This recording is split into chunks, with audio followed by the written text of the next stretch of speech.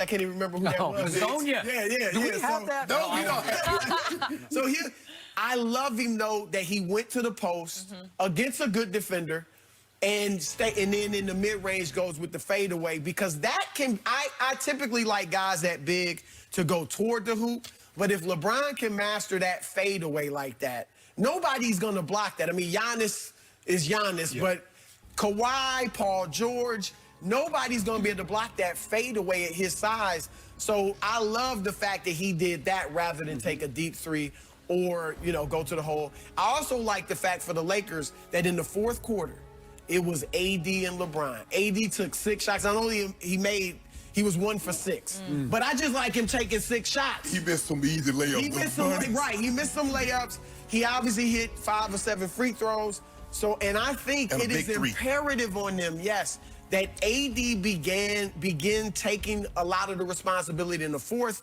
and obviously you saw LeBron take it on his shoulders with that move in the post. So I like that mentality from the Lakers because that's what they're going to need to beat the Clippers. Hey, you saw the one, Skip. He drove to the basket, guy tried to knock it out of his hand, he recaptured it, was up there so high, he just took his time like, then kissed it off the glass. Did he get blocked? No, he didn't get blocked. Stop doing that. Clean block, too. Oh, old dream. He had that dream shake on. Now, Who was that guy? Langford?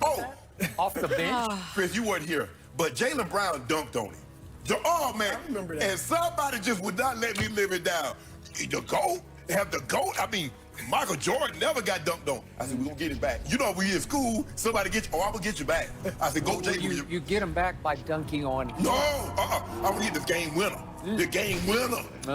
Back in it, because everybody watches, what, Skip, on a Tuesday night or Wednesday night? No, look, we like the NBA. You and I watching because that's what we got to do.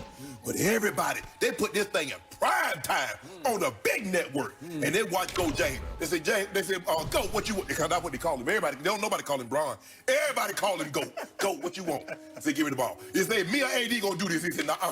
So he got that thing. He threw his hand up like this and Skip, and he started going to work. But you saw him smile. He said, I got it. I got it right where I want it. Because I've been spinning baseline all day, getting to the rack on him. And he gonna think I'm gonna go baseline this time. Now, Skip loved the dream shake because when Embiid hit LeBron with it in the All-Star game, he even showed it.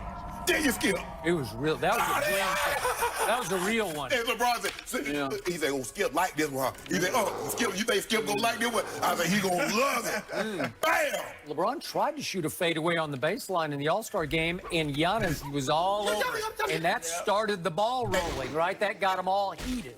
Like, oh, you're going to do it that way. Oh, and then when he got dunked on, I mean, when he dunked on LeBron, he, after the game, oh, that was, I dreamed of doing that. Ooh, that's my highlight moment. When LeBron hit that dream shake. Can we hit that dream shake? I want you to watch what Jaylen Brown. Hey, can we hit that? When LeBron hit that dream shake on him. Watch what Jaylen Brown does after this. Wonder he talked about it after the game. We got that. We got that cue to DJ. Oh, you trying to watch it right here. Watch what he do with his head. Pick your head up. Pick your head up. It's really not a dream shake. It's just a straight fall away. No, that's a dream shake. No, that's Skip. You don't dream shake. Fall away. Look at it. He just dropped his head. Pick your head up. Wait. Does Jaylen Brown look? Wait a second. Does he look faked out by this move? Do you think it caught him flat-footed? He's still all over the shot. No, he ain't all over it. He's all over ready for it. Ready for what? Wait. Okay. That makes it. Unless he go gadget and got another 3 feet in the arm length, he wasn't doing nothing with that. Can I alert our viewers to the key point here? LeBron James is 3 inches taller than Jaylen Brown and outweighs him by 40 pounds. 40 pounds. This is Tyson Fury versus Deontay Wilder. That's what that was. Watch what Tyson Fury does. That's Tyson Fury.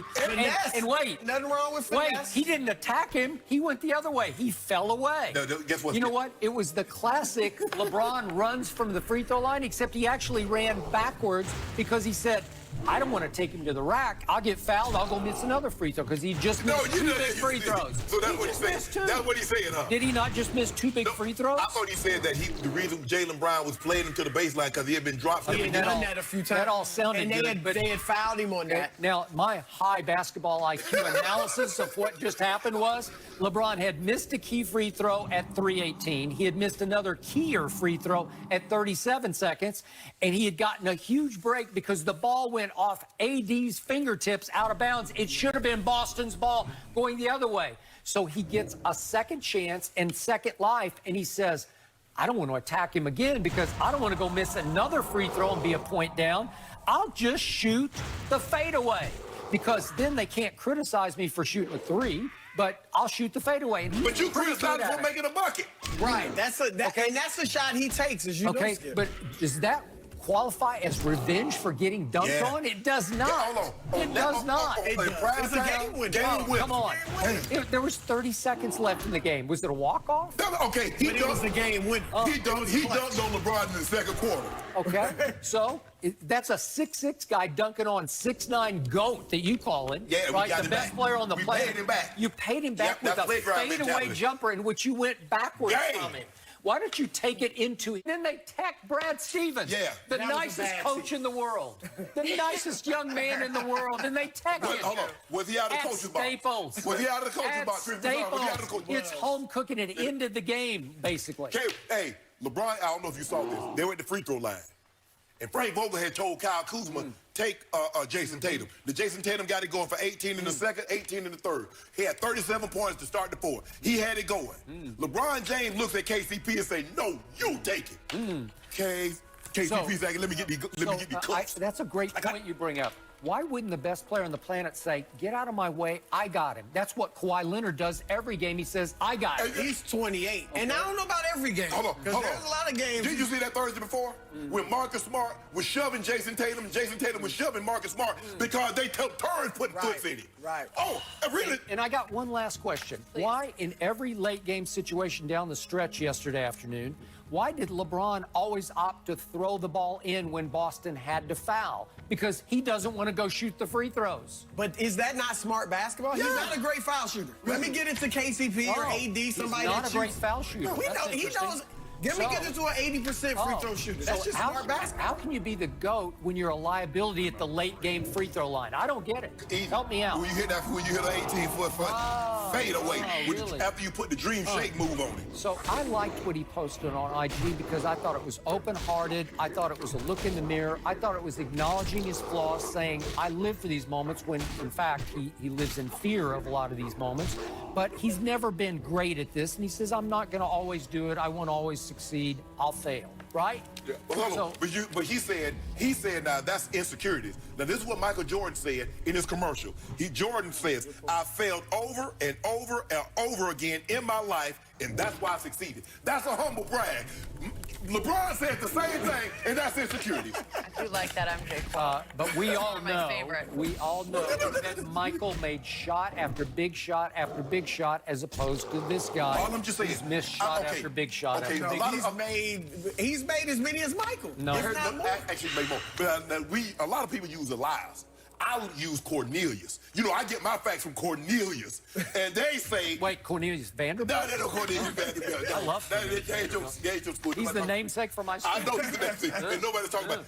Are y'all gonna win any SEC games? Maybe. All right. Maybe not. Jerry You Stackhouse can't is open gonna up turn the us around. MJ debate. We don't have enough time for it right now, Shannon. Come Okay, on. turn you around.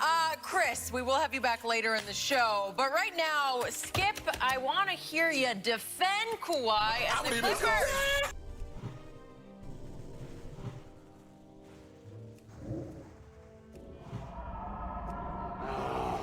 Action yesterday, so let's go there now, gentlemen. Staples Center was crazy because this game went down to the wire. LeBron James scored 29 points and put the Lakers ahead on a fall-away jumper with 30 seconds to play, and Los Angeles split its season series with Boston with a 114-112 victory. Stephen A., was this a statement game by LeBron and the Lakers? Grizzlies and Clippers and Kawhi to the lane, drops the one-handed hammer. Left-handed. Boom. Right there by the claw. He does that a lot, pulling out the left hand. Yeah, but when he's the dribbling attack. with his right to transition And then like go to the that. left. Yeah, this was in the first quarter, and the Clippers won this game in the first quarter. Does that get you more on the Clippers? No. No. Rockets. Oh, no. Knicks. James Harden shaking off Dennis Smith Jr. and then calmly hits the three from downtown. What? Quietly, James Harden climbing back up the MVP leaderboard To me, 1 and 2 are pretty locked in. I agree. Giannis is 1, LeBron is 2, and there's going to be a big question about 3. Harden, if you can get the Rockets up to the 2 or 3. That's going to be the big question, where they end up in their Oh, standings. no. Ooh, North Carolina A&T versus Maryland Eastern Shore. Aggies Junior, Quay Parker. His head nearly hit the rim. Yeah. That was Look at nice. that. Look at, okay, another angle. Oh, dang. Oh, set play, it looks That's like. a nice pass. Nice play. Didn't I even love have that you to be guys the find new things 360. every angle. Yeah, it's a great play. North Carolina A&T and HBCU making the highlights. Way to go, young fella. He hung up there for a while. I like Really that impressive highlight. pass. All right, how about this? Florida we got State, more? Louisville, Seminoles fast break, senior guard, Trent Forrest, all over that defender. This really goes right in the face of my you got to contest. Oh. Because that fella contested and really embarrassed himself. Well, he's on the highlight, though. You One maybe way or got the other. You may be in that spot. You get out of the way. I'm team always contest, and I thought this was going to end in a successful contest. It did not. All right, moving on to the best player on the Nets not to have played for the Nets yet, Kevin Durant. Still rehabbing, still working his way back to basketball, and still dealing with his time in the Bay Area. Durant won 2 Finals MVPs in just 3 seasons with Golden State. So when KD decided on Brooklyn, I guess you could say it left Warriors owner Joe Lacob slightly perplexed. I can't get mad when Kevin Durant, who I felt pretty close with, decides he's going to leave. Which to me made no sense. Like, you're the best organization, I hope he thinks, in the world, or maybe winning. Other great players. I mean, the new arena. To me, there was like every reason in the world to stay, but I'm not going to be mad at him because, you know, it's his life and he earned the right. And for whatever reason, he decided he wanted to leave. I can't control that.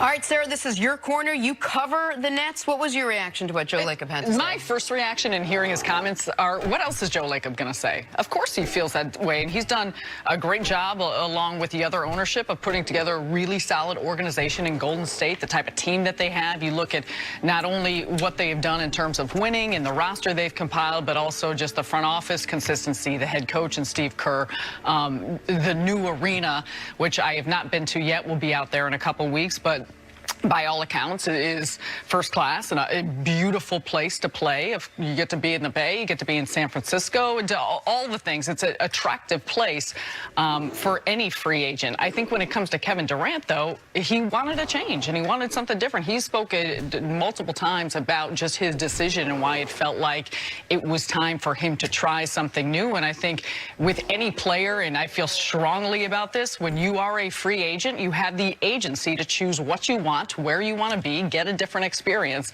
And so for Joe Lacob to say that, I feel like it's the obvious statement, because you've done everything you can to try and make this a place that someone like Kevin Durant, someone that, you know, throughout the course of what that group has done, you want to continue. But to me, it's not surprising. Well, so I agree it's not surprising, and there's only one part of Joe Lacob's comment that I take any issue with. The vast majority of it he was pitch perfect on, and obviously it runs in absolute opposition to famously what Dan Gilbert said about LeBron when LeBron left a decade ago and scorched earth. Joe Lacob said, of course he has the right, you know, we wish him the best, said all the right things in that regard. The one part that I take issue with is maybe the wrong word, that I disagree with, is where he said I felt close to Kevin, I felt like I knew Kevin. Well, if you felt close to Kevin, felt like you knew Kevin, then this move absolutely couldn't have made no sense. This move I don't know Kevin at all, personally. But I know enough people close to Kevin and know enough about Kevin that this move made so much sense. We were telegraphing it 18 months before he made it. Steve Kerr was worried that this could happen at the end of year 2. Kerr knew it was going to happen once they were into year 3. Now, I was not expecting him to pick your Brooklyn Nets. I thought he was going to pick the New York Knicks. But for Kevin Durant, let me do something I don't do very often on the show. Let me tirelessly defend Kevin Durant here. For him, what he wanted, what he wants to accomplish, it was the perfect decision. It was the clear-cut right decision. He had done all he had come to do in Golden State, and he realized that despite the winning and the success and the finals MVPs and the shots over LeBron, there was still, I don't want to say an emptiness because that feels too dark. There was still a hole left to fill in his basketball soul, so to speak. So he's got to go try to fill it somewhere else. And God bless him, I hope he does, because he has another mountain to climb. And you can have the greatest mountain in the world. What's the one in Seattle everyone loves? Rainier? Like, it's probably okay, you can, maybe that's the most beautiful mountain in the world. Once you've climbed it 3 times, maybe you go to a less attractive one because you've never climbed it. And he's trying to climb a new mountain that for him is the only box left to check. And I know people get annoyed when analysts say this, but one title in Brooklyn absolutely would mean more than 2 more in Golden State, and I think Katie knows that. I think on top of it, too, Kevin Durant wanted to play with some of his best friends. Like, the idea that who you surround yourself with, as I know the 2 of you know very well, have the wonderful opportunity to work with one another every morning. Best of friends. BFF, best friends forever. But that's a factor, and I think from the outside, a lot of times people don't fully understand how entrenched you are with the people with your team, showing up every morning, whether it's rehab, whether it's practice, on the road, travel. This becomes your family. And so this is something which, you know, I know it's been said that they had talked about during the time between him and Kyrie Irving and DeAndre Jordan when they were playing with Team USA, how incredible would it be if we all played together. But you also, and I'll say this from the inside, looking at a well-structured organization that also has a beautiful arena, that also has a great practice facility, that's in a different market that Kevin Durant also in an desired awesome to city. be in. You're in New York City. Yeah. He's a businessman as well, so there was a variety of aspects that I think you could point to as you have, that this was a decision for Kevin Durant that certainly makes a lot of sense. Yes, and yes, but also yes, Kevin Durant's a quirky guy, and he's a fickle guy, and he's seemingly unsatisfied.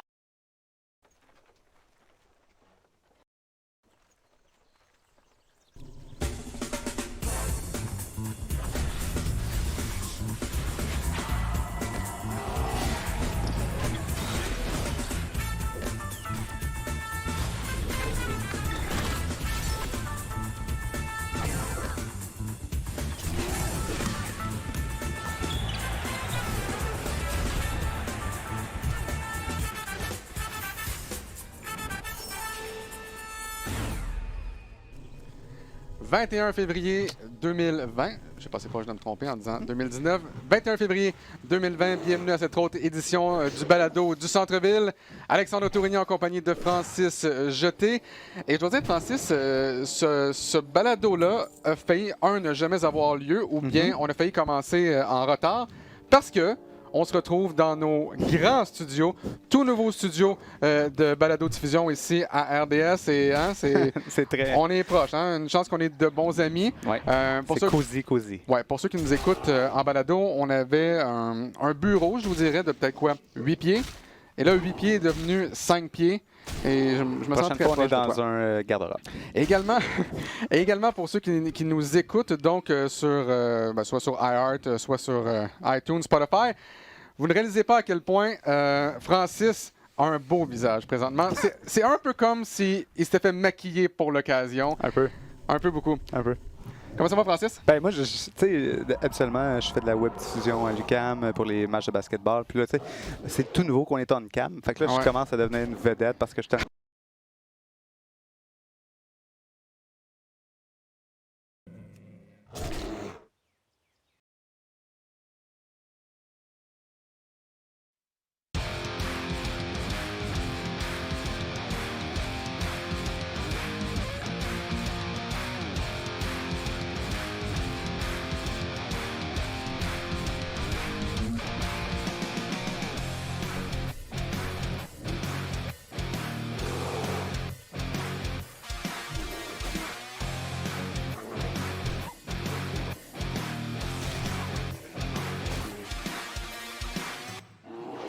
Bonjour et bienvenue à On Jase, édition du 21 février 2020. Martin Lemay en compagnie de Luc Dansereau. Salut Martin. Hello, buddy. Yes. Victoire du Canadien. J'en parlais hier. Faut qu'il y ait encore J'en parlais hier, Luc. Je disais, regarde bien ça. Là, on va aller lâcher la pression. Dernier clou dans le cercueil, le Canadien ne fera pas les séries. Mathématiquement, c'est encore possible, mais ça a donné une claque sur la gueule hier, on va être honnête. Puis là, le Canadien va jouer avec les bâtons un peu moins serrés. Bada bing, le Canadien joue contre les Capitals de Washington. Ils l'emportent. Non seulement ils l'emportent, mais ils ont eu des chances de marquer, entre guillemets, à outrance. Des échappées, Domi, Barron, des 2 contre 1, des 3 contre 1. Fait que le Canadien a eu ses chances, mais le Canadien étant l'attaque qu'ils ont, ça veut dire une attaque de tir-poids. C'est pas comme Ovechkin quand il s'en va contre le goaler qui a une chance sur 2 de la mettre dedans. Non. D'ailleurs, il a failli marquer son 700e hier, ça a passé proche. Je pense que tout le monde attendait ça à Washington. Oui, mais c'est pas le bon numéro 8 qui a C'est fini. pas le bon... c'est-tu bon, ça? C'est pas le bon numéro 8. Ben Chirot. Qui aurait dit?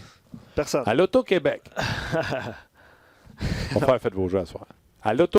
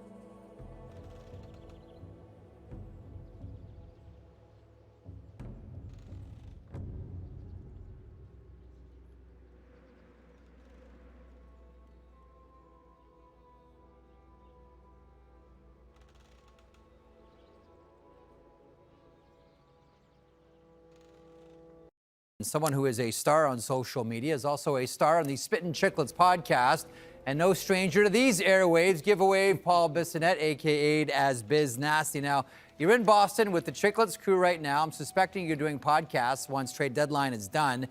If you and Whit had to go on right now, you, Whit, and RA had to go on right now and talk about one thing so far from trade deadline, which is the big story mover for you, Paul Bissonnette?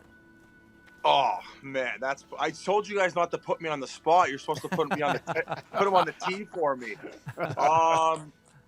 I say as far as the gamble and giving up a 4th round pick, I like the move Avalanche made for Nemesnikov. Is that how you say it? Vladislav Nemesnikov. Yep.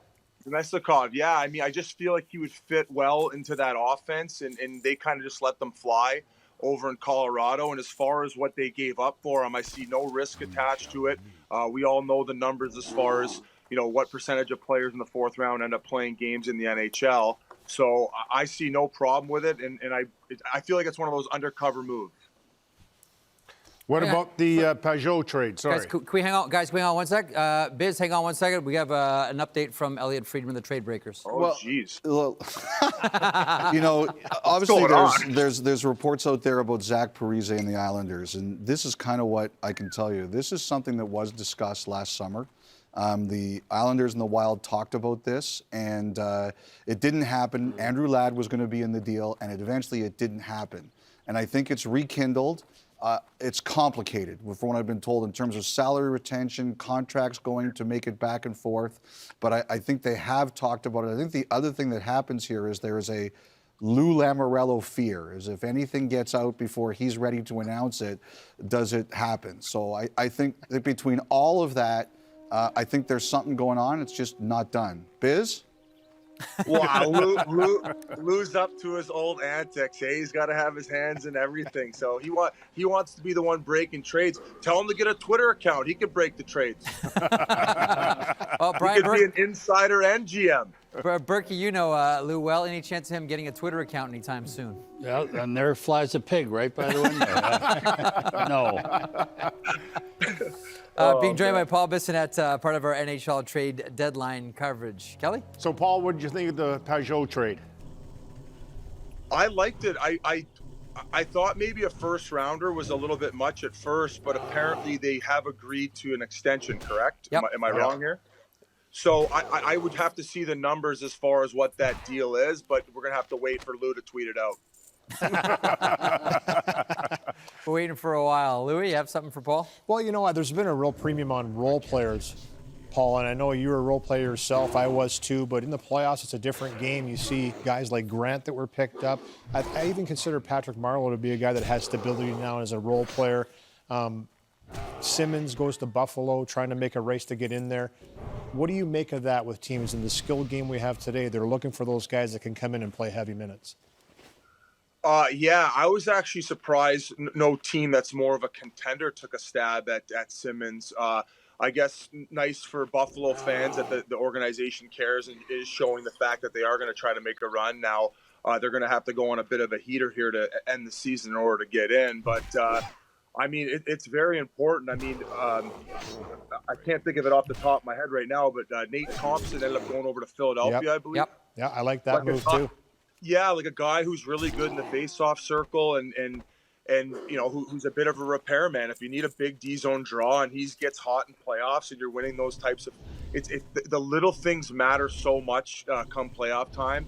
And I think those types of moves are very important, especially when you're able to get them with no real risk involved. I mean, I don't know what went back to Montreal. Draft pick. Yeah, like a late rounder. It was 5th, I think. 5th, I think. Yeah, like to me, that's a great move, and I see no problem with that. And we all know Thompson's story, so I wish him the best there in a crazy hockey fan base that deserves a little bit of playoff hockey. Being joined by Paul Bissonnette of the Spittin' Chicklets podcast. Now, listen, you were always one of those guys that had the reputation of being fantastic in the room. Players love when you're around. You kept it light. You know, when guys would be down, you'd be the one to pick them up. Was that different on trade deadline day? Like, did things around you and your team get serious on deadline day, or could you still prank guys? Well, early on in my time with Phoenix, when it was called the Phoenix Coyotes, we weren't supposed to do very well, like at least on paper going into the season. And Dave Tippett was able to make playoffs his first 3 years there as head coach. And it was kind of nice because my first 3 years we were adding guys to the locker room, and really in the grand scheme of things, I don't think we gave much up in those 3 years where you had to trade away a guy that you were really friends with. So it was exciting times my first 3 years, and we weren't really we weren't really big sellers my last 2 years there, but it is a big lift to the locker room when you get a couple guys who you feel like can help solve your problems and get to the end. I mean, specifically my first year, I remember us picking up Wojtek Wolski and Lee Stepniak. I believe that was my first year. And they really did well when they came over. And unfortunately, we ran into those hot Detroit Red Wings teams and got beat out both years in the first round. Who are some of, you mentioned a couple of players coming in. Who are some of the guys that, listen, the reality of the industry is trades. We all know that. And we have an entire day dedicated to here of expensive network time. But who are some of the guys that you really hated to see leave your room? Oh, God. I mean, like I said, I can't think of one big name off the top of my head. And I know that people are probably tweeting at me right now being like, you didn't miss this guy. As I said, we were buyers. And I'm sorry if I can't give a good example off the top of my head. All right, then can you bring Witt and RA aboard? I understand they're behind you somewhere. Yeah, let's go. I'll send Grinelli to go over and get Witt. We have Josh Hennessy here, a guy I played against in the top prospects game. And of course, he was picked in the second round of the 2003. Hang on a second here. So that was the game where you fought Dion Phaneuf. Correct. Yeah, he said that's the only thing he can remember from the game. What was the backstory on that one, Biz? Because once upon a time, those were all prearranged. Hey, if you think I look, you kidding me, boys? 3 for $1. Hey, Berkey, you chirping us, I hear? Not yet. Not yet. I'm gonna tell them how we had to get square pucks at the Olympics in Vancouver for your practices. Yeah, I was the guy on the bench making everyone up. New guy. Louis on there? New guy. Louis? Yeah, Louis here. Louis here. Hey, How you doing, bud? Louis, what an interview of your son. Jeez, you kept it professional. That was awesome. Thanks, buddy. Hey, Biz, I think I traded Stempy to you guys that time in 2004 from Calgary. Biz doesn't remember. Are you kidding me? Oh, Look at him right 4. now. No? I can't go past 2010. I've lost it all. I traded him We've there. all lost. 14, sorry, all lost 14, not 04. Okay, I'm going to ask you to, actually, maybe I'll just personalize this one for RA, who's the most responsible of the Spit and Chicklets members. Biz didn't want to answer this one, so he sort of filibustered a little bit. But, RA, you're hosting the podcast today. Right now, you go to the airwaves. What is the most important story you are talking about right now? I think it's the E-Bug story right now. Oh, yeah. David A is the huge story right now. But from a trade perspective, I think the Vinny Trocheck trade is big because I'm not sure how it improves the Panthers today. Oh! RA's taking a shot on the national. That's okay. You're allowed to do that. Sorry, the Panthers? Okay, well, listen, you Spit and Chiclet boys, what do you guys think of the Boston moves? Here, you sit down. Think of the Boston moves? Yeah, Cash and Richie. I kind of like. I mean, Heinen. I'd say all year I've watched him. I don't know how much he gets done. So maybe Richie adds a little more physical element to it, things like that. I kind of understood that deal. I mean, they waived his brother, right? So now he's there. I guess his bragging rights forever. You got rid of him. They got rid of you for me, bro. That's how he gets to approach it. Yeah, they need to get tough. I mean, they got pushed around the cup last year, and they know they need to be tougher. I'm not sure if Kevin Miller's going to be back still. That was a huge loss not having him last year. So they don't want to get pushed around again like they did last year. Okay, listen, RA, I know you're a dyed-in-the-wool Boston guy. I know one of your highlights was 2011 Stanley Cup victory in Vancouver. That story is well told. I know it didn't end well for Joe Thornton and the Boston Bruins. But if at the end of this day, Joe Thornton is a Boston Bruin and leads the Bruins to the Stanley Cup, is that not the story of the season? Oh, it would absolutely be a terrific bookend for his career. I mean, the Bruins fans don't have any animosity whatsoever to Joe. We're still shocked that he got traded for what he got traded for. Nobody wanted to see him go anywhere. They just signed him to that nice deal. I think his game was still maturing. Having said that, I'm not sure he'd become the player he did become if he didn't get traded. But if he came back, I know Boston would welcome him with open arms, and then they'd bitch and complain about where they'd put him in the lineup. Can I say something? The last time Joe Thornton was a Bruin, I was at BU. We were at Dad's Diner, and we were like, there's Joe Thornton, the legend. So hopefully he comes back, and then the college guys can still see him at the bar. That'd be a real round trip for you. I got one question, though. Who's paying the fine for RA swearing? Oh! Did I swear? Did you drop one? I missed it. You I guys missed catch it too. I didn't get it. catch it. Well, then we'll just. Let's do it again. Biz created in his mind. He's just hearing voices. I gotta lay off the cat. We said that before about Biz. He's a nice love you bunch of guys. Listen, Love all you guys. Hey, tell Versteeg to tell the story when he got scratched in Washington with me and flipped all the pucks in the stands. All right, well, that's coming up next. I can hear him laughing. That lounge. You can hear Versteeg laughing in the background. And tell BX to take off that Louis Vuitton belt. He's got enough going for himself. He doesn't need to wave it in our face.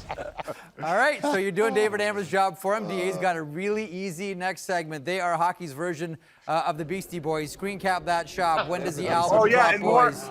more videos of Army getting pumped too. Love it. Chirps going around. There's no shortage of those. There's a lot of videos of that. Awesome stuff. Thanks, We love boys. you guys. Be well.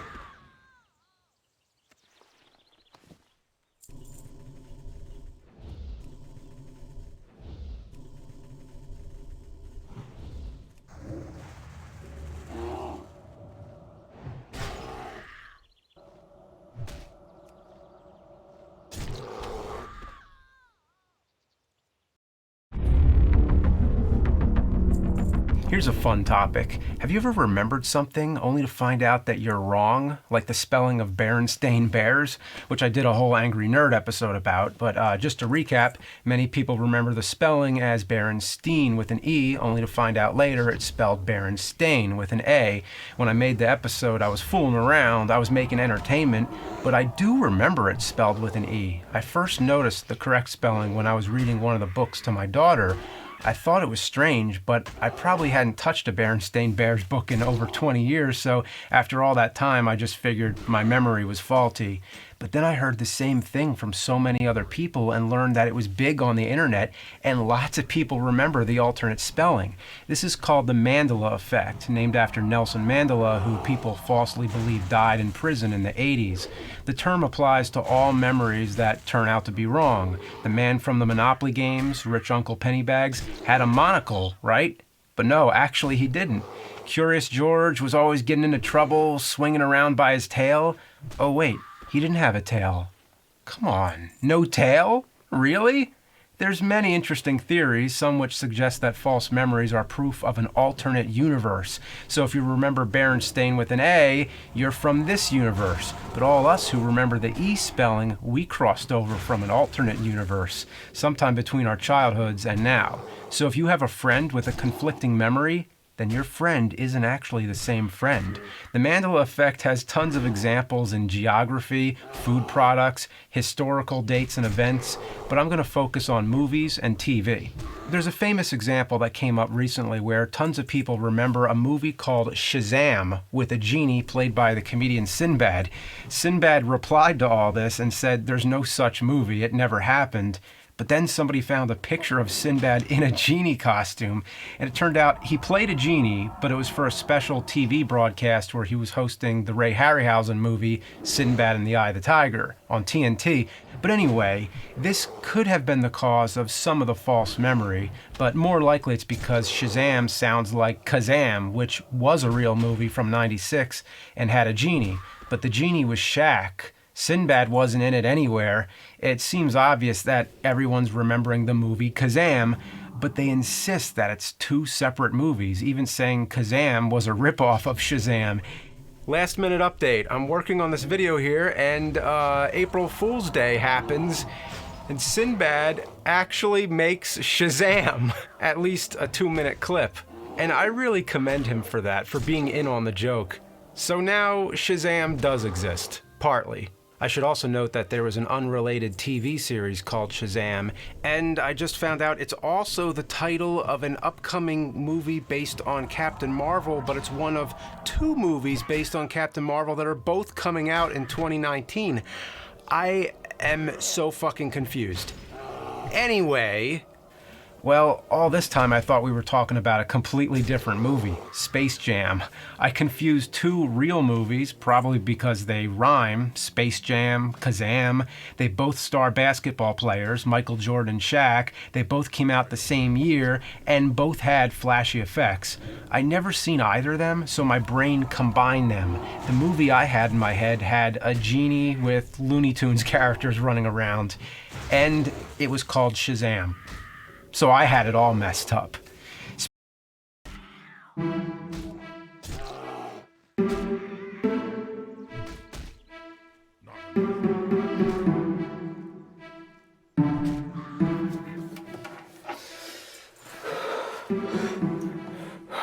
Your cruel and miserable games. You exist for one purpose, to reap everything I've sown. You robbed me not only of my childhood, but my adulthood too. I've been cursed to play your bullshit till the end of time, but thankfully, the end of time is about to come. The year 2020 is upon us. Doomsday. Yeah, they were 20 years off with Y2K, but this is it, for real. And with only 1 week left, the ceremony must begin.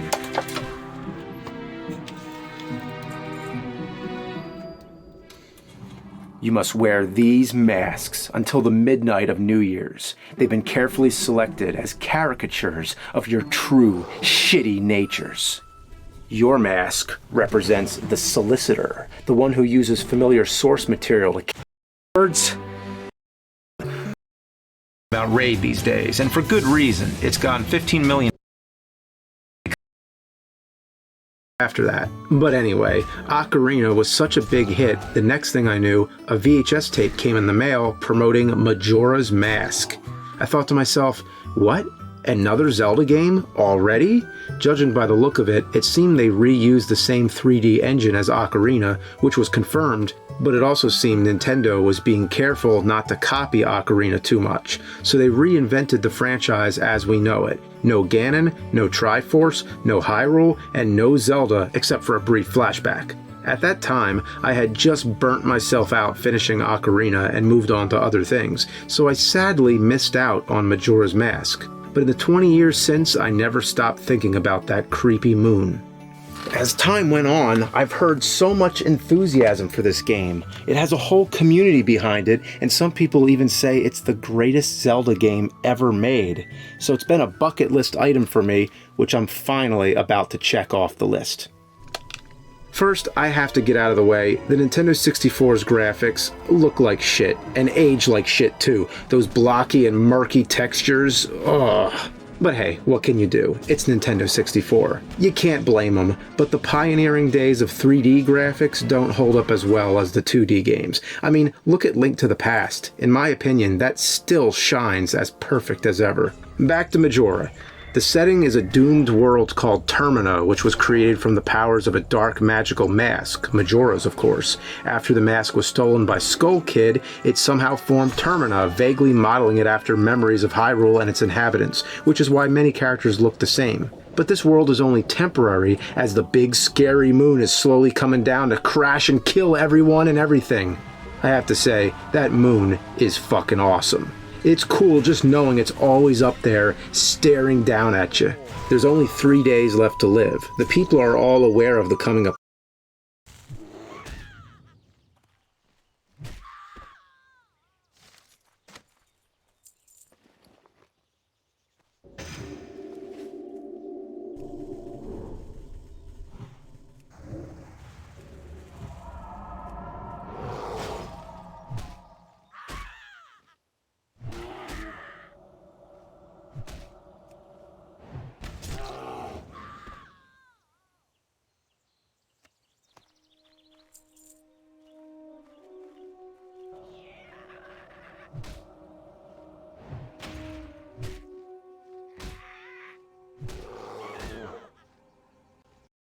In the PC gaming community, pre-built gaming systems have a pretty bad reputation.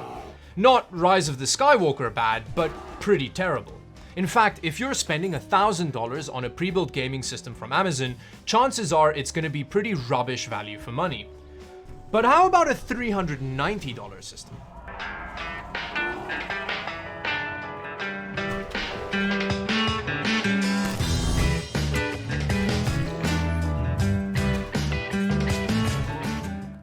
To find the cheapest gaming branded pre-built on Amazon is actually not that easy to do, because if you type in gaming PC and sort from cheapest to most expensive, a lot of these systems are like renewed Optiplex systems, and those aren't really geared towards gamers.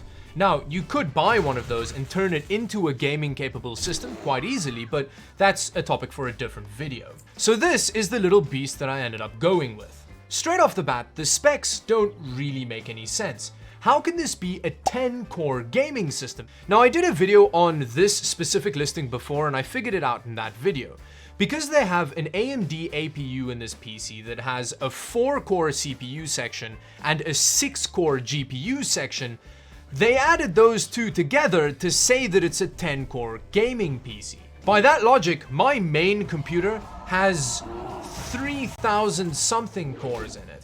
And if I referred to my PC on the internet as a 3,000 core gaming system, people would get pretty mean. So after using your help to decide on this Peasant Edition pre-built system, I decided to order it, and this is what happened.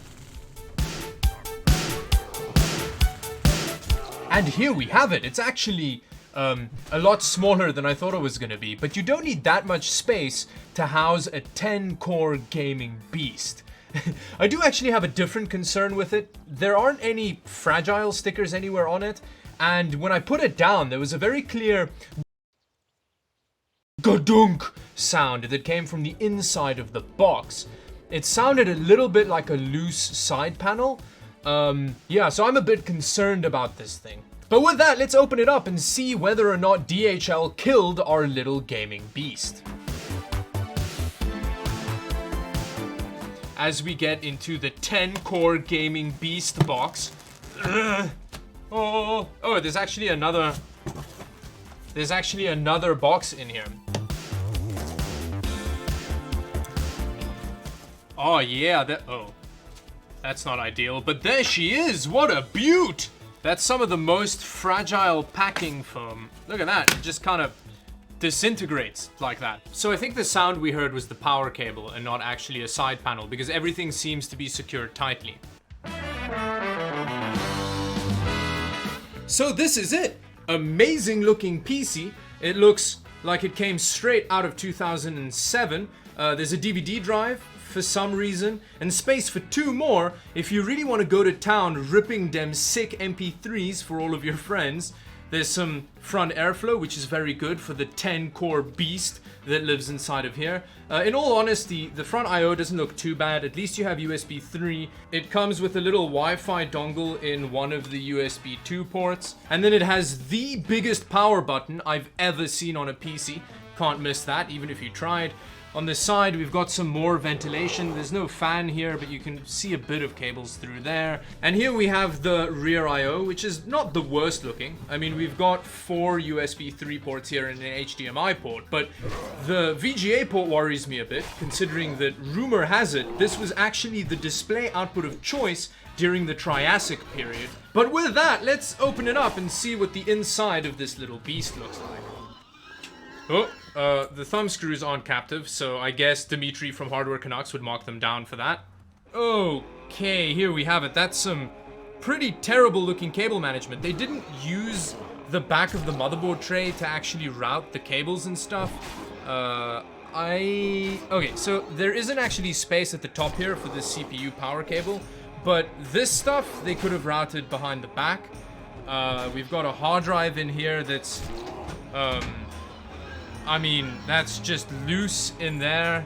They just put one of these in there and then just kind of like pushed it in there. That's pretty terrible. In regards to the hard drive, I don't really recognize it, although it does look pretty used. I mean, there are quite a few scuffs on it. The biggest problem that I have with the component selection of this system is actually the power supply, which is a 400 watt unit that I've never seen before. But it does look like the kind of thing that could trigger a chain reaction that ends up destroying all of the electronics in your house. Oh, well, I mean, it's nice to see that they used some zip ties to actually help with the cable management. The motherboard is an ASRock A320M HDV. It's an AM4 motherboard, so you could technically upgrade the CPU later down the line. Although the VRM is fairly loser looking, so I wouldn't want to run something like a 10-core Ryzen CPU in here. Oh, wait. So with that, let's put the side panel back on and see whether or not this system fires up. I'll have a closer look at all of the components later. I'll disassemble it and try and fix up the cable management and stuff like that. But I don't want to do that before I see if it works, because I may inadvertently fix something that they didn't quite plug in. Oh, yeah.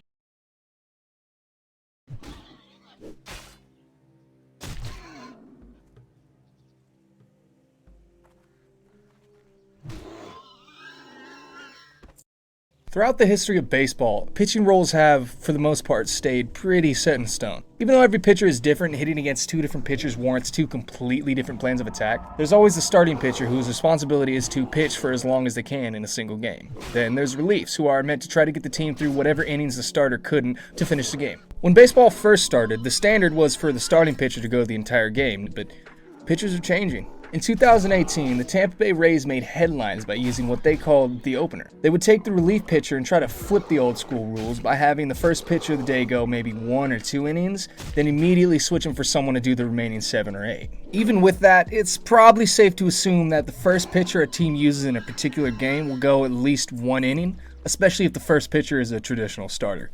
Or at least it was, until October 17th, 2018.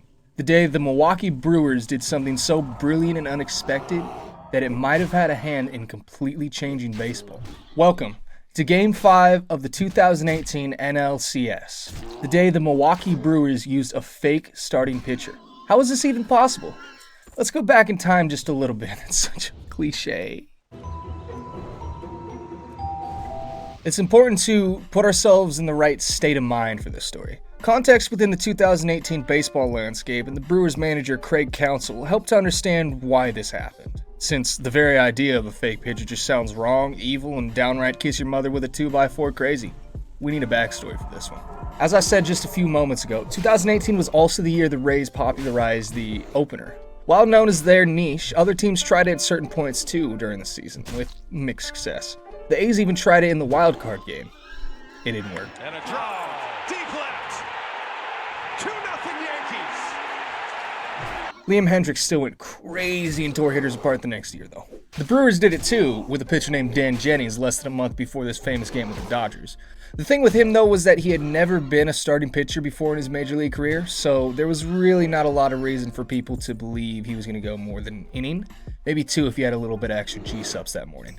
The Brewers themselves were in uncommon territory for the franchise. After winning 95 games in the regular season schedule, the Brewers had to go to Chicago and play for the division title and #1 seed in the NL playoffs. They won the game and reached the playoffs for only the 5th time in the 50 years of the franchise. Poggers. After sweeping the Rockies in the NLDS, the Brewers were only 1 series win away from the World Series for only the 3rd time in the team's history. Needless to say, the stakes were higher than a cow on a pot farm. Standing in their way were the Dodgers, and they could hit. Max Muncy climbs in and drills one down the right field line. Seager goes to left center with another base hit. Ricochets off of Caesar. Second time in the last 4 games, the pitcher's been perfect into the 5th against LA. Until now, with a bullet to right, that leaves the yard. On the line again. Fly ball in center field. Metcalf has done it again. Having reached the World Series and falling only 1 game short to the Astros a year earlier, they were the favorites to go back to the series again. In hindsight, the series loss to the Astros is looked at a little bit differently today. The Brewers won the thrilling first game of the series, which included a pitcher hitting a moonshot off of maybe the greatest pitcher of his generation. Are you kidding? Home run! Woodruff! They looked to be in position to win the second game too, but Justin Turner had other plans. After taking a rather uneventful Game 3, the Brewers lost a brutal 2-1 13-inning Game 4 that tied up the series for the Dodgers. That made Game 5 pretty important to say the least. Craig Counsell, who as a player was known for having a very unique batting stance, then came up with a strategy that may define his legacy as a manager. The Dodgers had a lot of guys on their team who could crush the ball from the left side of the plate. So he thought of a plan to announce that a left-handed pitcher named Wade Miley would start in Game 5, hoping the Dodgers would play more righty hitters because matchups in baseball are important, and usually when the batter and pitcher are of the same handedness, that's an advantage for the pitcher. And it worked. So here's how it went down. Wade Miley started the game by facing a lefty named Cody Bellinger, and he walked him. After that, his day was over. Then, right-handed starter Brandon Woodruff came in to take his place against a mainly right-handed lineup. A brilliant move that completely perplexed the baseball community and made every MLB The Show player wonder, why didn't I think of that? Wait! How'd it work out for the Brewers? Woodruff went 5 1/3 innings, allowing 3 earned runs and striking out 8 hitters. The Brewers lost the game 5-2 and lost series 3 nights later. Some research showed that similar things had been done on 2 occasions earlier in baseball history, but never was exactly like this. The Pirates did it in the 1990 NLCS, starting a reliever named Ted Power, but he went a little over 2 innings in his start and was a full-time reliever that season. The second occasion was Game 7 of the 1924 World Series. The Washington Senators used a guy named Curly Ogden for the first 2 batters of the game for literally the exact same reason the Brewers bamboozled the Dodgers with Wade Miley. But in Ogden's young career, he had been a reliever more than he'd been a starter, so the opposing Giants may not have fully known what to expect. Also, that game is more famous for a pebble. Yeah, pebble. Look it up. No confirmation on if it was the pebble from SpongeBob or not, but the jury's still out. Miley hadn't come out of the bullpen in over 6 years. There was no reason to be suspicious of him going into the game, which made this particular move very unpredicted. You did hear me say early in this video that this may have contributed to a change in baseball. Well, in the ensuing offseason, news broke that starting in 2020, there would be a new rule that pitchers would have to face a minimum of 3 batters or finish an inning. The rule change is now official, and the Wade Miley strategy can never truly be replicated. Openers typically go 1 full inning at least, even 2 in some cases. So there's reasons to believe this rule change wasn't necessarily targeted at them. One batter lefty specialists and frequent pitching changes had been a pace of play complaint at the time, but the idea of a 3 batter minimum had never been out in the public until after the Brewers pulled these genius shenanigans of Game 5. This may have at least a little bit of correlation between that and the rule change, which will only lead to new innovative strategies from teams and leaving this moment as a blip in baseball history. Well, if you've made it to the end of the video, thank you. I'm glad to be back. It's really nice to be making content for Stark Raven Sports again. It feels good. Also, shouts out to all the people who actually thought I was British. I used to do voice acting a lot, so I used to use this voice when I'd make content and stuff like that because I hate my voice. I think is what it really boils down to.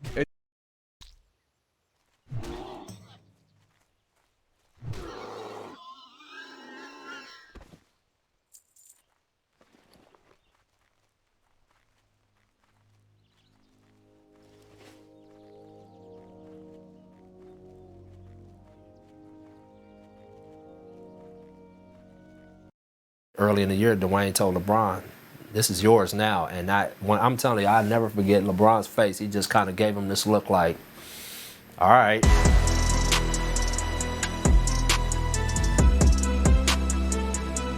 A lot of people remember, because for some reason they just wanted to hate the Heat. So a lot of people remember that first couple of months. And like, I was a part of the media corps that was causing problems. And we were all over the team, for sure. But it wasn't going great either. No, we were 8-9. I'm telling you, people were chanting, bring back Riley. Yeah. And LeBron might have been one. LeBron might have been one of them. But the coolest thing, one of the greatest memories I have of Pat was we was 8-9, all of this buzz about him coming back to coach and all this. So Spo and I in there, first thing in the morning, we're stressed out. We're like, we got to get this team winning games. We got to knock on the door. Pat comes into the office. We're like, here we go. We about to get fired. We're thinking it's over.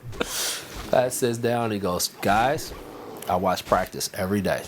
He goes, you guys are doing everything right. He goes, trust me. This team is about to get rolling. He said, I promise you that. He goes, and it better because I'm not coaching again. He said, I'm not coaching this team. So I want y'all to relax and get ready because you're about to go on a run. How he has this He's amazing, incredible foresight to we went 22 out of 23. And our defense was unbelievable. We didn't work on any offense in training camp. It's the best training camp I've ever seen. Well, wait a minute. That training camp was on the military base. It was the best training camp I've ever been a part of. It was in Pensacola, right? Udonis and Chris Bosh tried to kill each other. Dwayne and LeBron tried to kill each other. And it was unbelievable to come. We never put them all on the same team. We never put a starting lineup together. Juwan Howard was on that team, so he was trying to kill people. I mean, it was like every day was a war, and all we worked on was our defense. That's it. Just constantly defensive drills. So our offense was so far behind the rest of the game, and that's why a lot Were of you guys times, living like in a barracks? Yeah. It was like this, You were not in a hotel, right? I can't remember even being. It was like some kind of army housing or something like that. It was awesome. It was unbelievable. I'll never forget that training camp was the thing. I still say like it was a big part of us winning titles later was because we had that camp. It may not have panned out that first year, but the habits we built.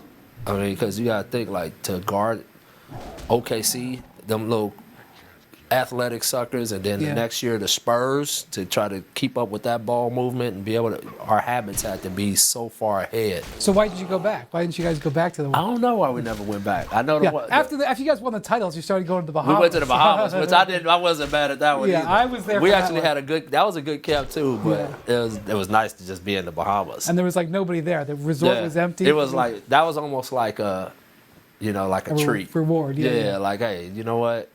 And it was great because every day we would go. We'd have first session.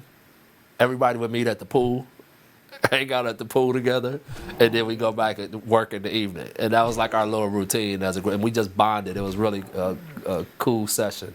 The two amazing things that I remember during the regular season of those Heatles teams. One, the night that Jeremy Lin. We shut that down. Yeah. We ended Lin's sanity. Lin's sanity had been raging, and here he was coming into Miami. And the funny thing about this is that over the previous 10 days, I was in the locker room after the game, and they were watching him and going crazy. When he hits that 3 to beat Toronto, guys were dancing around the locker room like, can you believe this? He was balling, man. But then when the Knicks came in, they wanted to kill him. Oh, it was over. The intensity of that first quarter was like game 5 of the, maybe not game 7 of the finals, game 5 of the final. First play of the game, Mario Chalmers rips him and goes in and dunks it, and then right back in his face, picking him up full court. We trapped him the whole game, and we were the best trapping team in the league at the time. I remember Spo called you guys were rolling, and Spo had to call a timeout 5 minutes in because your guys were panting. because they were killing him They're so like much. lions. It was like lions on meat. Like they was gonna make sure that he did not come in and have a good game. That I remember. That was like he at the peak of their powers. And the other thing was the 27-game win streak. Oh. Now, okay, you got 2 rings in there, dozens of great wins, some big Game 7 victories, but the full power of the Heat was in that 27-game win streak. I'm gonna tell you the craziest part, B, is if you go back and look at those games, we were down in most of those fourth quarters. We was messing around for 3 quarters, and then I'll never forget in Cleveland. Oh yeah, I was that. We were down like 27 or something. And they were dancing with joy. Oh, they because thought they're that's like, the end of the streak, Yeah, the whole yeah. deal. And Ray Allen and LeBron said, nope, we're going to win this. And we went on like a 27-0 run to win the game. It was unbelievable. But we kept doing that. I think it ended in New Orleans, maybe? It ended against Chicago. Or Chicago. So it was like, oh, yeah, that's right. It was Chicago. That's right. That was a fun time, though. But it drove. Spo wanted to kill him. Because he was like, guys, keep messing with the game. You know, it's 3 quarters. And then they kind of crashed. Because it was just like, the pressure of Yeah, it was finally, I because, you know, now you're not chasing the 33. I know. And it finally was just like, ugh. And it was like, it was almost like everybody's body needed to just stop for I a know. minute. And, but that was a heck of a run. I also will always remember the game in Cleveland, where LeBron's first game going back, December of, which after you guys won that game, that's when you went like 22-1. Yep, that's right. But And that game, I won't forget it because LeBron and I was talking on the sideline. It was like a dead ball. And he was here and I was here. And a 9-volt battery flew between us and hit the floor. And we both, I said, I'm not standing next to you anymore because they're kidding. not throwing it at me. No, but yeah. He started laughing. I remember walking into the bowl, which I came in late. I didn't want to be in there too early. That place was rocking. And I remember you could feel on your skin, you could feel something. You could feel like a layer of something. It was, that place was just crazy. Because you got to think, man, like, they was burning his jersey in the street. And, like, I mean, And it was a tough. That was all they had. I mean, then they went on like a 20-game losing streak. I mean, that Yes. broke them and lifted you guys I up. mean, and you think about, too, like, just overall what happened in the city economically. And, Yeah. like, it was a tough blow for the city, Yeah. you know. And that's why I respect him so much, because he went back.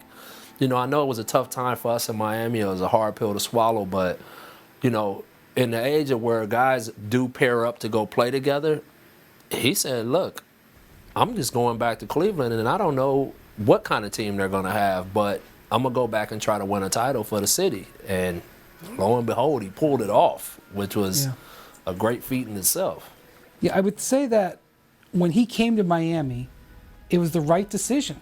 It was college. It took his career to yes, he got the rings, but it took his career to another level. He took things that even to this day, when he says, keep the main thing, the main thing. That's Spo. That's a Spoism right there. Like, it's like, right? I hear it. I hear his Heat language in his talking. And then going back to Cleveland, maybe he could have given it one more year in Miami, but I also respected the situation where he was like, all right, I'm going to go now. I think if you guys had won the 3rd title, he'd have come back, because Jordan never won 4. You had to come back. Yeah. You had to come back. But I think he saw, you know what, my guys are aging now. They're getting to a point that I don't know if they can get me over the hump. Yeah, Dwayne, like, he limped through that finals. Yeah, Dwayne's, that last season, Dwayne missed so many games. He struggled. Yeah, he really struggled. And I just think it was like, it played out how it was supposed to play out for him, you know, and it's like, you know, that's why I don't look back on it with any ill feelings or anything like that. You know, I respect him more than anything, because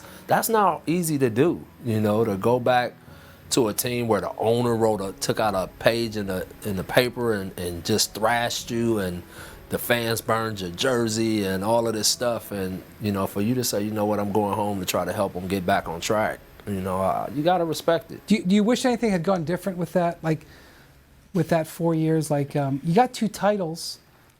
You probably lost one that you should have won. I don't want to I don't want to put down Dallas at all, but I think you guys should have won that one. We definitely could have done it, like that game too. We talked about, like, that was the big game, Yeah. where if we don't start celebrating too soon, we give ourselves a really good chance to win it. But to their credit, that team, that was a complete team, and they were totally They had a great selfless. game plan, and they great executed game it. plan. You know, they had savvy veterans.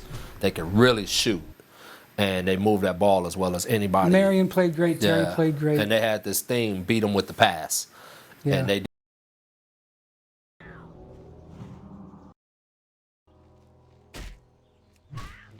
Now our next topic.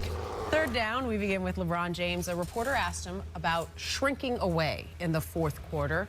Here's what LeBron had to say. 3 games in a row for you, fourth quarter, not much.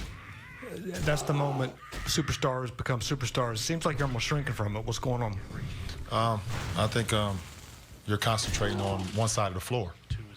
And, you know, all you're looking at is the stat sheet. Honestly, I'm a two-way player. Tonight, for instance, D-Wade had it going offensively. So we allow him to handle the ball. We allow him to bring us home offensively. You could just watch the film again and see what I did defensively. And you ask me a better question tomorrow. What do you make of that response? Ooh, kind of sensitive. He's one of the best players in the game. And I'm sure he's aware that reporters from time to time, when asking a question, they are trying to get a response. Okay, I thought he handled it exceptionally well, but as a incredible MVP type player, as a guy that is concentrated on winning a championship, I thought he answered that well, because there is more to the 48 minutes of basketball than just the fourth quarter. The intangibles do mean something, and I thought he handled that question exceptionally well. As a man and a competitor, you don't want people to try you like that. He just got tried by that reporter, and I thought he kept his cool and answered the question well. Well, I said this earlier. I really don't. At the end of the day, he might be content with those accusations, as long as they win a title. Yep. But I think the competitor in you, that would irk you a little bit, no matter what, no matter who you are, no matter what you're trying to portray, which image you're trying to portray. I'm a team guy this, I'm a team guy that. He's been the guy his entire life, pretty much, probably since 5th grade. And so a question like that, and I got to agree, he answered it very political. He didn't get too emotional. He didn't get too crazy. But you got to believe that it still bothers him that people are taking notice of his ineffectiveness in the fourth quarter. Yeah, he did tell the guy to ask a better question. Right. But offensively, that guy has a point. He has a great point. What he's done game to game to game. You know, I felt sorry for LeBron in that moment. I think he got blindsided by that question in a victorious media session where they had won the game.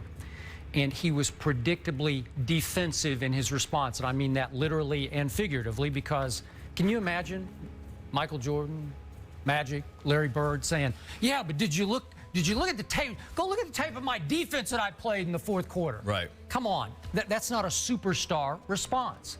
But here's the point. You live and you die by the MJ sword.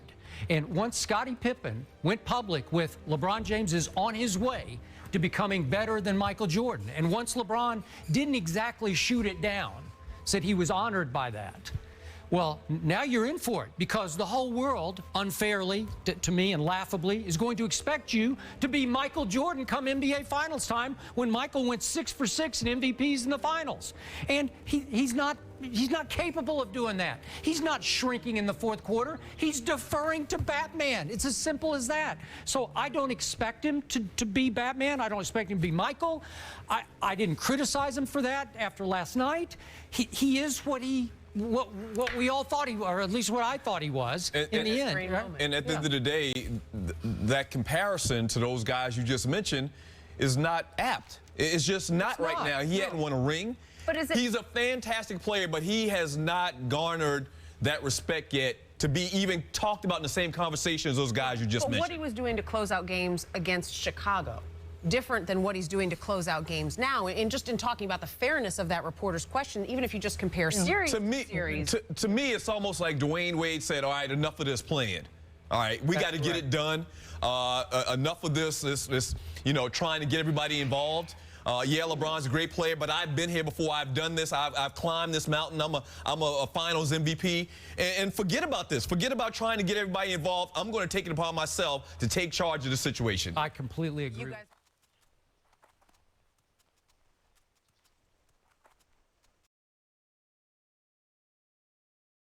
back, Rob. Let's see how many points you can put up. Dwayne Wade, just 8 points, a new career playoff low for him.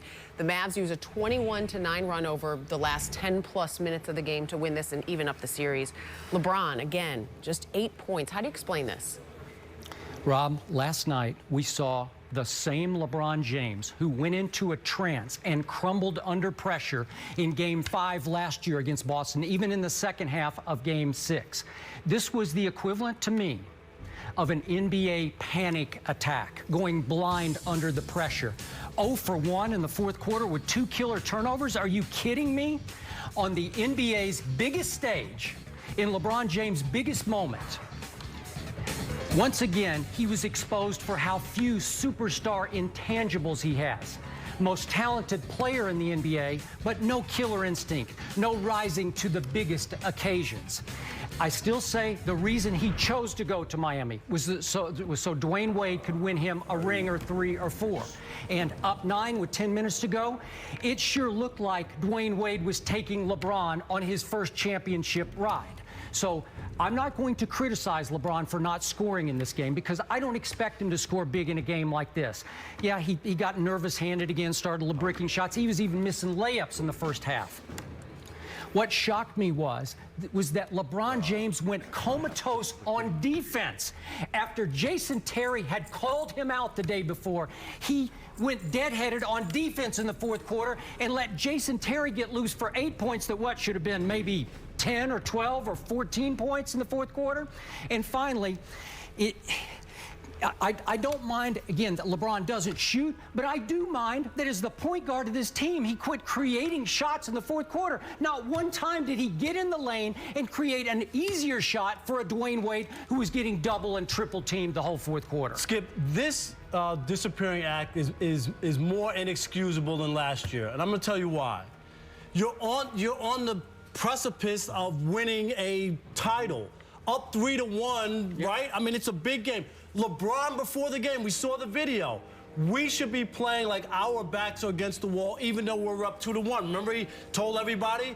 And yet, in the fourth quarter especially, it was like a Where's Waldo. I didn't even know he was in the game. I'm looking for him, and you're right. There wasn't just, I think people can live with having a bad night, shooting, playing, making some mistakes, doing things, but he just was disengaged. How can you be disengaged in the biggest game to put your foot on the Dallas Mavericks' neck and go up 3-1, not to be engaged? Is it possible that his early struggle is what disengaged him? You know, once you get off to that bad start, because I think a lot of people out there will say he had a bad game, worst time to have a bad game, but he had it. Is it possible that then, more so than the other nervousness of a playoff? I'm not blaming him for shooting or not shooting in the fourth quarter. I don't care about that. But he did early on. He drove for what was going to be a layup, and at the last second, he airballed it. Right. And it's like, okay, so you're having a bad night, so quit shooting. That's fine with me. And your other point about the defense, let's be honest. Jason Terry had open looks. Yeah. Where was LeBron? He had open looks. He Yeah. could have knocked down, like I say, another six or 8 points. And if as he I made said some yesterday, shots. I said this.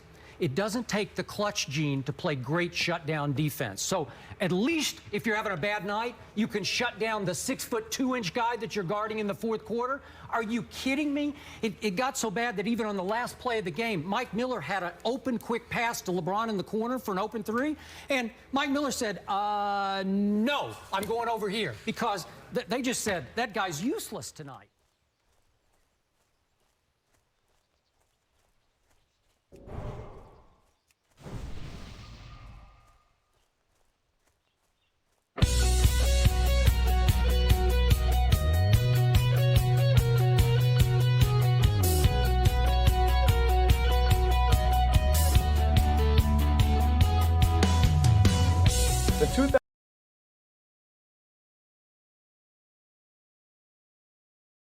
LeBron James, just 2 points in the fourth quarter, but did have the first triple-double for the Miami Heat in their franchise history in the playoffs. How much blame, though, goes on LeBron for the Heat loss? For the record, again, I gave Dwayne Wade 80% of the blame after Game 4 because he missed the late free throw and muffed the late inbounds pass. But last night, Chris Broussard, I give LeBron James 99% of the blame because this time Dwayne Wade did bang up his hip, and he was able to play only 34 minutes. And Dwayne Wade did hit the huge three with 4 minutes and 30 seconds left and handed a 4-point lead to LeBron James. This was his turn and his time to live up to being a back-to-back MVP and the most talented player this game has ever seen. And this time, he wasn't even LeBron James. He was Alfred James. This was just pathetic. I mean, come on. I was rooting for Miami, and I wanted another commercial where LeBron says, like a good neighbor, State Farm is there with a clutch gene, because he doesn't have any clutch gene. We saw it. It was the all-time pathetic performance. He scores 2 late points on a conceded little layup. Are you kidding me?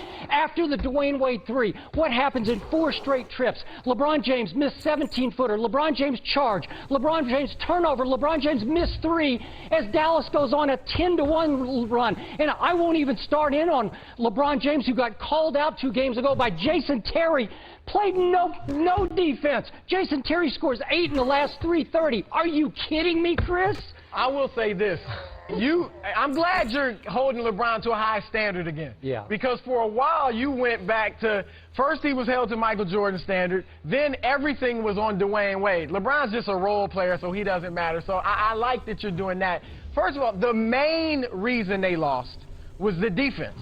Lack of defense. This is the best defense in the league. Come on, Chris. This is the defense you were comparing to the Chicago Bulls with Michael Jordan and Scottie Pippen. And yet Dallas goes and shoots 57% from the floor, hits 13 of 19 threes. You knew that explosion was coming because they've been the best three-point shooting team in the playoffs. They got hot last night, and that came. Now, individuals, no question, LeBron James wears a lot of this blame. Had the triple-double. Give it a percent. Played well.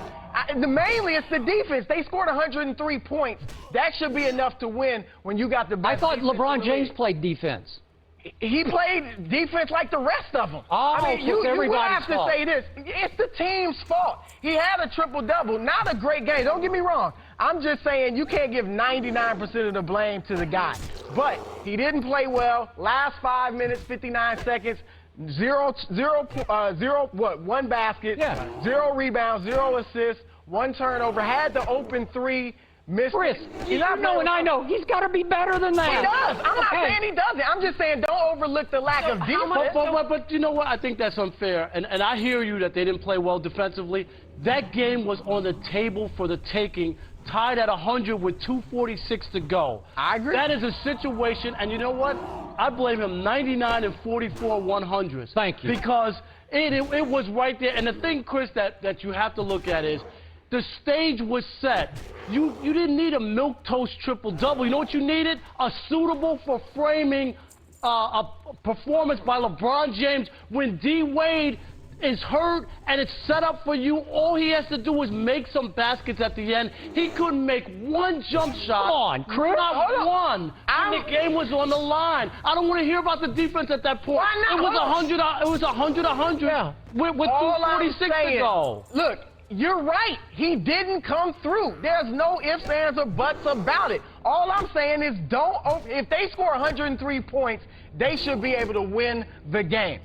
I'm not saying he delivered. I just said the last 6 minutes he didn't do anything. And would you concede that triple-double, that's the weakest triple-double? No, it was a legit triple-double. You know what? Let me say. Up to the last 6 minutes, he made some nice passes. Okay, he played well. Yeah, it was a legitimate triple-double. Okay, but I'm not saying. I'm just saying 99%. When you're going to overlook the defense, give us the percent. So if you're going to give the defense, how much does the defense? 90% on the defense, 95% on the defense, which he's included in. But yeah, I mean, what's that percent? He deserves 55%. 55%? That's all you're going to give him? Dwayne Wade played better than him. Chris Bosh played better than him. He didn't show up, or he showed up, but he didn't deliver. All I'm saying is you can't overlook the fact that Dallas shot 68% from 3. Let me finally conclude. The most overrated stat in all of sports is the triple-double. And that was the most overrated triple-double in the history of the NBA because it had no impact. LeBron James is one of the best NBA players ever. And he has validated his excellence by winning a whole lot. there's a good chance James will retire having played more playoff games than these career leaders. And of course, several of LeBron's playoff runs have ended in a championship. But before the rings, there were times when people questioned whether LeBron would ever lead his team to a title. And one playoff failure in particular sticks out among the others as a moment in which LeBron was perceived as not just losing, but shrinking, choking, even quitting, and doing so at a time when critics were eager to see him fail. This is LeBron James' worst playoff performance. June 7th, 2011, Dallas, Texas. LeBron and the Miami Heat led the NBA Finals 2-1 after winning Game 3 in Dallas just 2 nights prior. LeBron assisted the basket that made the difference in the final minute of Game 3, but he did give Dallas one more chance by bricking a 3 in the closing seconds of a merely okay individual outing. In general, LeBron had been relatively quiet in the finals, opting to play second or third fiddle and distribute the ball while the other big three gents, especially Dwayne Wade, handled most of the scoring. But so far so good. And if LeBron and company could grab another road win in Game 4 to make the series 3-1, they'd have 2 chances to clinch the whole thing at home, winning LeBron his first ever NBA championship. People would probably still grumble about LeBron needing help to finally win a ring. After he started this Game 4 with a forced airball floater and a bricked 3, he took to just dumping the ball off, even against single coverage by a smaller player. That led to some nice assists to Bosh and Wade, who both had great first halves. So let those people grumble. You don't win the NBA Finals by yourself. LeBron knows. He tried once. It went poorly. Any investigation of LeBron's worst playoff games must pause at his first trip to the finals. That was with the 07 Cavaliers, a team whose next best player was, Zdrunas Ilgauskas? Larry Hughes was the only Cav besides LeBron who even approached reliable scoring. James put the whole team on his back in that 07 playoff run. It was incredible and gave us some legendary LeBron scenes. But in June, his back carried more weight than it could bear. LeBron's first career finals game was probably his worst playoff performance up to that point. A 4 of 16, 6-turnover outing and a Game 1 loss to the Spurs. Are you okay over there? LeBron attacked, but got gobbled up by a San Antonio defense focused on stopping him and him alone. James said afterward he would simply have to play better for Cleveland to have a chance. They did not have a chance. They got swept.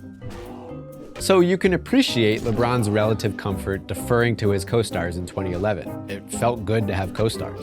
James finished the first half of this Game 4 with just 4 points on 1 of 4 shooting with 2 turnovers. But Wade and Bosh were cooking, and the Heat had a 2-point halftime lead.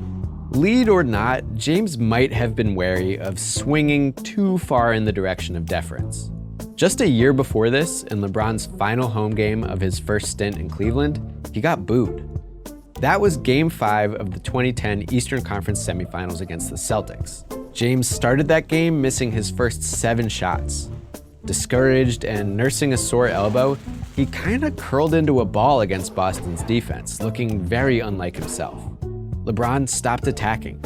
He seemed resigned to loss and reluctant to lead a comeback. He finished with 15 points on 3 of 14 shooting in the loss. And as his hometown fans booed, all anyone could do was anticipate a departure. A departure that, of course, ended up coming to pass and put LeBron among 2 elite new teammates, put him on a damn stage predicting how many rings they'd win, then put him back in the finals. So a year later, you could feel the narrative forces at play. LeBron tried to be a hero and failed in 2007. He got passive and failed in 2010. Even if he succeeded in 2011, he'd get criticized for doing so in the comfort of other superstars. That wouldn't have been fair, but it's a preferable outcome to what actually happened, which was more failure. LeBron asserted himself a bit more in the second half to get decent looks against Dallas's increasingly zony defense, and he just whiffed them. He sealed off Sean Marion nicely and blew the finish. Taylor knocks it away out of bounds, Miami ball. He outran the Mavs in transition and blew the finish. He caught and fired a wide open 3 and blew it. He earned a couple free throws and blew both of them. He found a pull-up look out of the pick and roll and blew it. In the fourth, the score started to reflect LeBron's struggles. Miami led by as much as 9, but James helped Dallas get back into it by traveling and forcing a bad pass to Bosh, then chucking a tough brick over Deshaun Stevenson. Miami surrendered their lead, then struggled to get a clean look on their final possession. Miller puts it up. Air ball. And that's it. They lost Game 4, squandering a crucial chance to pull way ahead in the series. While Bosh and Wade's numbers held up fine in defeat, LeBron's were sad. He attempted just 11 shots and hit only 3 for 8 points. He grabbed 9 boards and tossed 7 assists, but turned the ball over 4 times and committed 4 fouls. A horrid line, but not his worst ever going purely off statistics. Basketball Reference, the best website on earth, uses a helpful metric called game score. It's not an end-all be-all, but for this exercise, it's a helpful summary. LeBron has remarkably few inefficient or even below average playoff games in his career, but one has the lowest game score by far. It's this stinker of a Game 1 against Boston in 2008. 2 of 18 shooting, 12 points, more turnovers than assists. Bad. But context matters. That opponent was the first and best version of the Big Three Celtics, the eventual NBA champions. And LeBron would go on to play a couple great games in that series, including 45 points to nearly lead this weak Cleveland roster to a Game 7 victory. As for the context of this 2011 dud, well, we've mentioned that LeBron was already taking shit for forming a super team or whatever, and that blowing Game 4, a collapse for which LeBron became the easy scapegoat, made the critical difference between a 3-1 series lead and a 2-2 tie. We haven't mentioned that after the game, noted pest Deshaun Stevenson could legitimately say LeBron checked out on his teammates. We haven't mentioned that before Game 4, Dallas's Jason Terry gave Miami some bulletin board material saying LeBron needed to show he could perform well for 7 games, that he'd done it for Games 1 and 3, but could he do it in Game 4? And, he couldn't. Jason Terry, of all people, came at the King, and the King responded by laying an egg. Terry even cooked LeBron on more than one occasion in the fourth quarter. Then he exploded for 48 points off the bench across Games 5 and 6, and got to do his stupid jet plane celebration a bunch. Which leads us to the ultimate context for this. The Heat went on to lose the series in 6. LeBron's turd of a Game 4 sparked Miami's downfall from likely champion to runner-up. So here, at the time, was a guy who couldn't get Cleveland a ring, joined up with his buddies, and still couldn't get a ring because he sputtered in a pivotal game. He made Jason Terry look cool. Jason Terry, the guy who already had the championship trophy tattooed on his arm. But there's more. After Dallas won it all, critics focused on LeBron's stark statistical drop-off in the series, especially the super diminished scoring numbers. And they remembered that day LeBron spent counting his future rings. Not 2, not 3, not 4, not 5, not 6, not 7. In response, LeBron got kinda spiteful. All the people that was rooting on me to fail, at the end of the day, they got to wake up tomorrow and have the same life that they had before they woke up today. Not a great look, but look how far we've come since. That ugly summer motivated LeBron. He won a ring and Finals MVP 1 year later, and a year after that. And then, just for good measure, he returned to Cleveland and did it there too. You can find occasional substandard nights and criticism in between the rings, but nothing like 2011.